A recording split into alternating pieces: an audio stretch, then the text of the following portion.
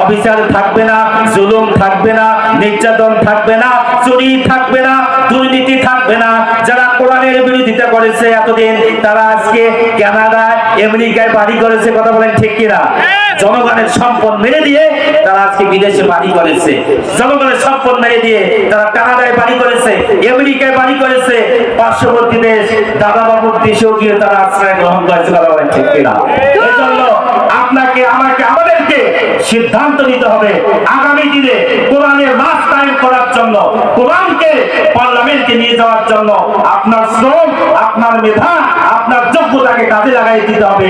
এরপর আল্লাহ রাব্বুল আলামিন বলেছেন, আল্লাহ লাহুল খালকু ওয়াল আমর, সৃষ্টি যার, আইন চলবে তার। কথা বলেন ঠিক কিনা? সৃষ্টি কার? চিল্লায় বলতে হবে কার? আইন চলবে কার? এখন আইন চলে কার? জনগণের আইন। মানুষের তৈরি করা আইন, মানুষের তৈরি করা আইন দিয়ে মানুষের শান্তি আসবে না। লাভলু ভাই বলেছেন যে একটা মোবাইল কিনতে গেলে একটা আপনাদের বই দেয়, একটা মেশিন কিনতে গেলে একটা বই দেয়, এরপরে এই যে মাইক যারা কিনেছে তাদেরকে একটা বই দিয়েছে, বইটার নাম হচ্ছে ক্যাটালগ।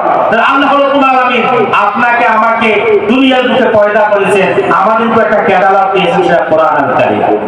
কেমনে চলতে হবে, কেমনে চললে আমি ভালো থাকবো, কেমনে চললে আমার পরিবার ধ্বংস হয়ে যাবে, কেমনে চললে আমার পরিবার জান্নাতি হবে। তোমার নেতা, আমার নেতা, ওই মদ করে নেতা, গাঁজা করে নেতা, জেনা করে নেতা, জনগণের সম্পদ যারা মেরে খায় তাদের জন্য স্লোগান